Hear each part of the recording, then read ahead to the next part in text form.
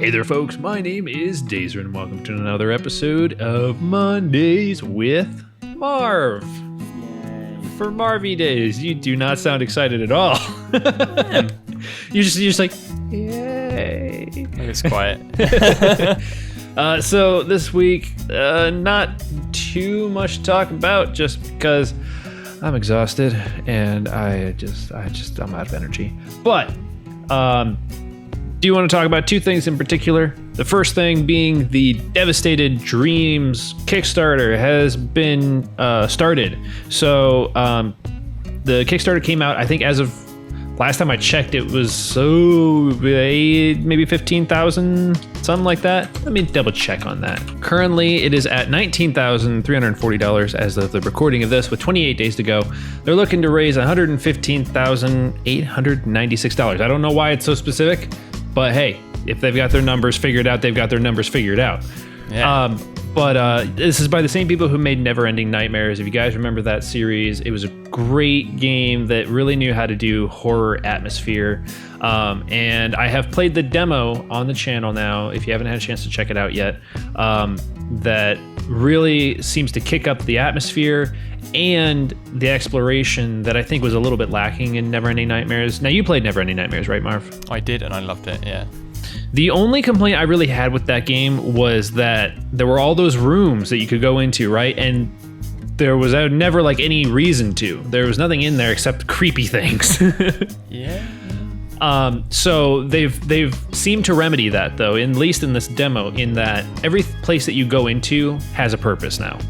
So if you go into a room, there's a note that will further, tell the story, or there's an item, or there's something of importance that for people who like to explore and want to get more of the story, it's there for you now. So it's kind of like Left 4 Dead. Like if you just want to get through it, you can just get through it. But if you want to kind of look around the atmosphere and like really get into it, you can find a story and really get into it that way. So it is much better in that sense. I don't want to spoil too much of it just because Marv has not had a chance to play it yet. So basically, I'm just trying to say basically what I've seen them improve on it without giving anything away. But I highly recommend you check it out because I think you're going to love / be scared shitless by it. Okay, well, I've got the download link right in front of me, so I shall. Awesome.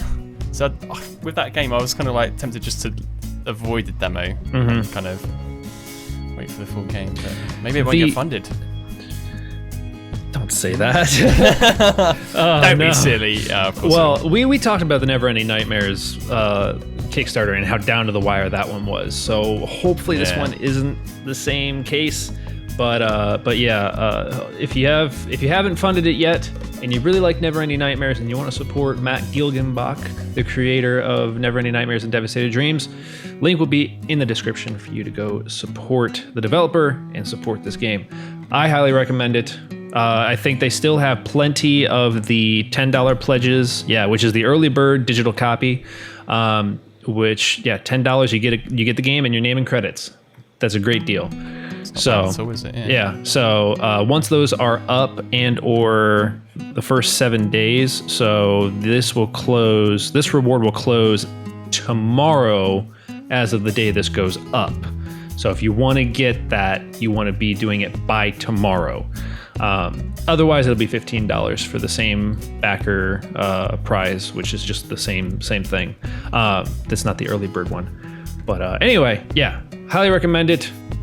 The demo itself, I think with Neverending Nightmares, the demo was kind of an example of what the game was going to be. It wasn't like shot for shot what happened in the real game. There were elements of the demo like sparsed out in the game, but it wasn't exactly the same. So I think playing the demo isn't going to hurt your experience playing the game itself. Beautiful. Okay. So yeah, I'm super excited. I don't know if you said you loved Neverending Nightmares, so I'm sure you're excited about this one. Yeah. I'm really looking forward to it. Yeah.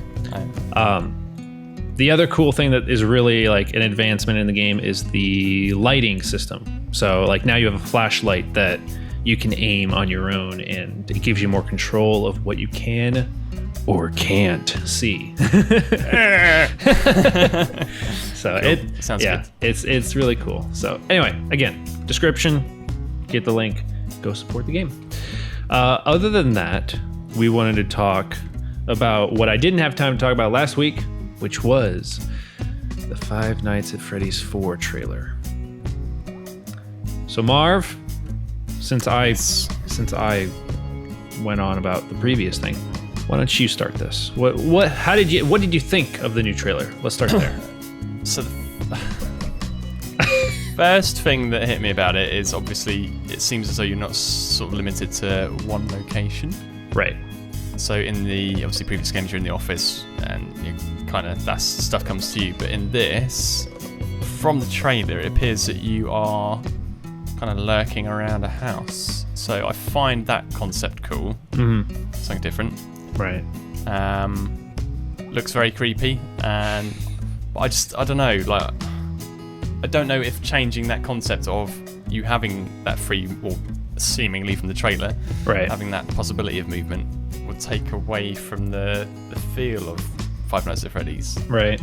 Yeah, I don't know. I am excited for this game. And I said that when I did the inevitable reaction to the trailer.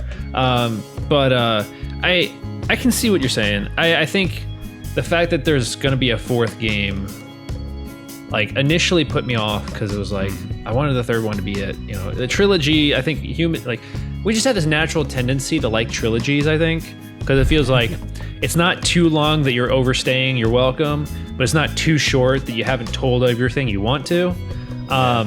So a trilogy kind of seems like the good sweet spot, but the fact that this one says it's the final chapter, it gives me a little bit of like, you know, okay, I can do it one more time. I can do one more time. I'm okay with that. As far as the game itself, I don't know if, like, you say lurking around, but I don't know if it's going to be necessarily lurking around. It looks like you're always in the bedroom, but you move within the bedroom. So you move like over to the closet and open it up, or you move over to the door and you open it or close it. Like, I don't know if you're going to actually be going outside of the bedroom. Just within it, you will be able to, you can turn around behind you and look at your bed, or you can, you know, do all these different things within the confines of it. Okay. Because it's still pre-rendered. So I don't know if that's really going to hinder, you know, being able to have more movement in the game or not. Yeah. But as far as the animatronics this time, it's sent to bitches. I don't get it. Like, people are making all these theories and everything, and I haven't watched any of them, honestly, just because theories are cool. They're fun. They're a great use of the imagination, but Five Nights at Freddy's theories are just getting way too many to me. But the animatronics, they look creepy. They look very creepy. Although, well, what do you think? Do you think that they look... Do you think that they're just trying too hard, or do you think like they are genuinely like scary and creepy? Well, from I've only saw I watched the trailer once. I didn't replay it. From what I saw, they kind of look more similar to like the first game. Did you think that, or was that just me? I think that's just you. Okay. I mean, Bonnie, from what I remember, looked actually pretty similar. But Foxy, do you remember Foxy? Yeah, you got a bit of a sneak in the closet, but it kind of felt like the flash I had was the image of him behind Pirates Cove, like the same sort of. Right. Yeah. I don't know. Like they look like they've taken the initial ideas of them and like exaggerated everything. Yeah. So like Foxy has like his like mouth is even longer, and he has like 10,000 teeth. And like, I don't know, they look like they're trying to make them as like scary as possible. But at the same time, I feel like the Five Nights at Freddy's 1 animatronics are still the scariest to me, because they were trying to be still like what you would see at a real like Chuck E. Cheese type thing. Like, they weren't trying to be scary. They were just They just happened to be because it was late at night, you know? Yeah. And I think that's scarier. But that being said, I'm probably going to get, you know, my pants scared off of me with this one. I'm sure I will. I'll eat my words, of course. But I'm just saying, like, I think from that perspective, the things that look like they should exist in reality are the things that are the scariest about it. Maybe that's just me. Also, do you think that, I don't know, I kind of feel like this might be a hallucination, or like a little kid who like was traumatized at a Freddy Fazbear's or something and like is now afraid of them and is just hallucinating everything. It's possible. Yeah. The other theory is, did you beat Five Nights at Freddy's 3? What was that? Did you beat something? There's a knock at the door. Hold on, I'll get that. No, I didn't. No, I did not. Okay, but do you know the ending of it? I didn't get that far, so no. Okay. The establishment, the little horror attraction thing, burned down. Right. And they sold off all of the Freddy Fazbear toys and animatronics and all that stuff in an auction. So people are speculating possibly, or I am at least, that this might be somebody who happened to pick up some of the stuff from the auction, and now that's why we're at a house rather than a Freddy Fazbear's. I don't know. Overall, though, well, one, are you gonna play it? I will definitely play it. Of course. Yeah. Are you excited to play it? I wouldn't. Right, I'm looking forward to playing it. Okay. I am looking forward to it. Right. However, the impending sense of failure overcomes my excitement. So yeah. For those of you who don't know and don't watch Marv's channel or haven't been over there in a while, you beat Five Nights at Freddy's 1. Nope. No, you beat Five Nights at Freddy's 2. Yes, I did. I beat one of them. You beat 2, but he didn't beat 1 or 3. No. You got to what, night 4 in the first game? I think. I don't know. I think I even got to night 5. You get night 5? 5. Okay. Yeah. Same with 3. Same with 3. Okay. So yeah, Marv has a hard time with the management of that game, I guess. Yeah. But I am excited. I'm excited. I'm partially excited because it's the end of the quadrilogy. It's the end of the series. Or is it? Don't say that. No, I mean, if he wants to make more, he wants to make more. But I think I would love to see Scott work on something else in the horror genre that doesn't pertain to Five Nights at Freddy's, because the dude has proven he can do horror. He has proven it 3 times, and a 4th time coming. So I would love to see what other brand new things he could do. I think he could definitely make a new game, a new IP that would completely revolutionize horror again, like Five Nights at Freddy's did.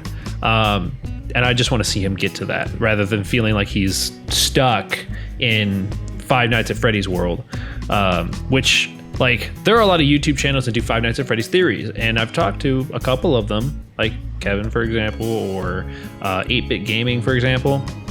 One of the things that they dislike about the fact that their channel is so heavily about Five Nights at Freddy's is that they feel like they're stuck doing just Five Nights at Freddy's stuff, and nobody will watch anything outside of that. Which, to be fair, I mean, it's a good point. It's just like, oh, you came here for Five Nights at Freddy's? Well, I do other stuff too. We don't want to watch that. Yeah. So I hope this guy doesn't feel like he's stuck having to make Five Nights at Freddy's games because of the same reason. So anyway, that's my thoughts on Five Nights at Freddy's. I am excited for it. I will play it. I will beat the main part of the game, and then if there's anything after that, like 20 mode, I will at least give it an attempt. But I'm not making any promises, because 1020 mode killed me, man. Like, yeah, I can only imagine. I beat 2020 mode. I felt so proud of myself for that one. 1020 mode, I spent 11 hours. Yeah, 11 hours trying to beat 1020 mode. dedication, dude. Yeah, Dedication. yeah. And I had no time to make any other videos. So I was just like, I can't keep doing this. I gotta go and work on other stuff. And then with Five Nights at Freddy's 3, I didn't really even try the night 6 nightmare mode or whatever it was. I don't even remember. So this one, I played it once or twice and that was it. So the next one, I'll probably give it like 1 or 2 attempts just to see what it's like, but that's probably about all I'll do. Anyway, so that's Five Nights at Freddy's 4. What do you guys think? Are you excited for Five Nights at Freddy's 4? Are you excited for Devastated Dreams? What are your thoughts on the Five Nights at Freddy's series? What do you think this one's going to be about? And then Devastated Dreams, what do you think? Do you think it's going to make it to its funding goal? I hope so. I would love to see that be made. Okay. So for this week's game, we're doing something a little different. We're going to watch a video, and the video is one of those try not to laugh while watching this videos. It says try not to laugh or grin, which, since Marv and I can't actually technically see each other, even though it looks like we're looking at each other, we can't see each other. So it's gonna have to be like the honor code here. Like if you grin, you're gonna have to be like, ah, damn it, I grinned. You have to say it just like that. That's harsh. So have to be honor code here, and just, be honest. If you do grin, you're gonna have to be like, I grinned. I'm grinning just thinking about it. So, okay. So it's like a 2-minute video. And the thing is, I already know what this first clip is. It's just I have it paused at the very beginning, and I already know what the clip is. And I already know that I find this thing so funny. And it's not gonna go well for me. And the fact that I know people are like they're watching, and that Marv's here with me makes me want to laugh more. So I don't know. I have to bite my lip. Yeah, this is gonna be like super difficult. Okay, I gotta get into like character here, and like, so hover your mouse over the play button, and we will count down. Your unhappy place, Kyle. Go to your unhappy place. So will count down 3, 2, 1, click. Okay, and that's how we will do it. So prepare yourself, get ready. I'm just laughing thinking about this now. Okay. Let me know when you're ready. Hang on. Yep. Oh boy. All right.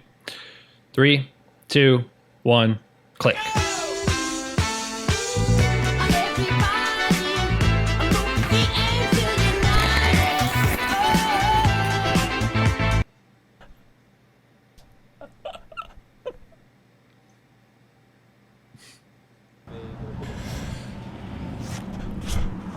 What the fuck, Richard? What the fuck?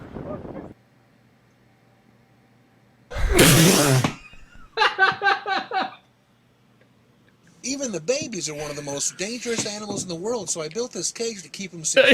What an idiot! Damn it! Oh, okay. All right. Back to seriousness. Okay.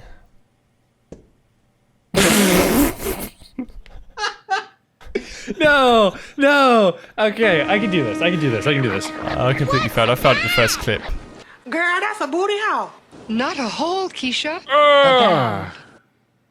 That was What? That was disturbing more than it was funny.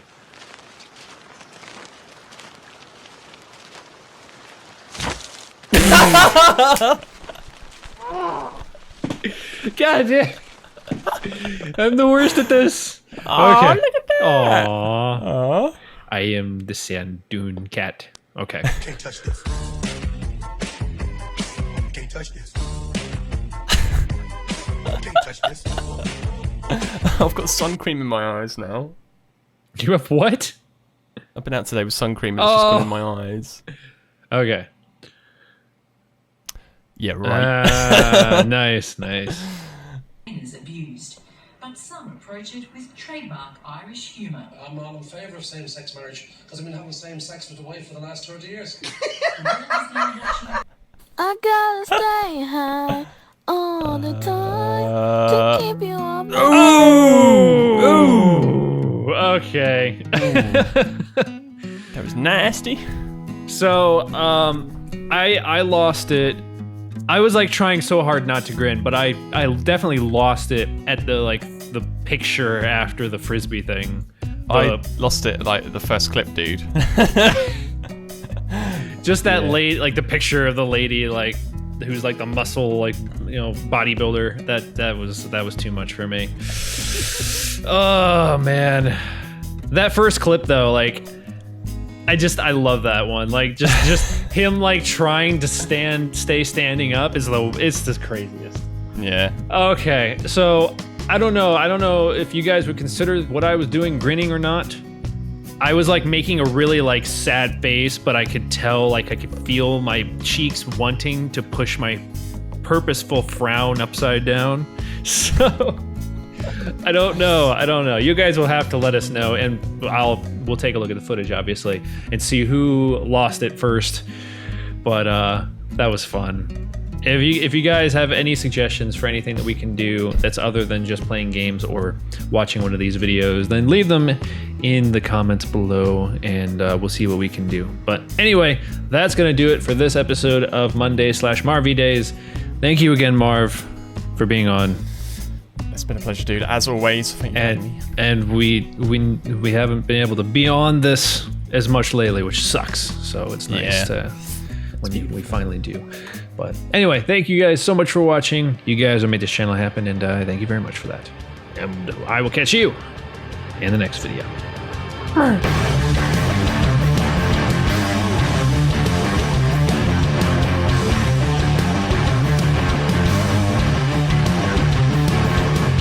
Okay. Was that good for you?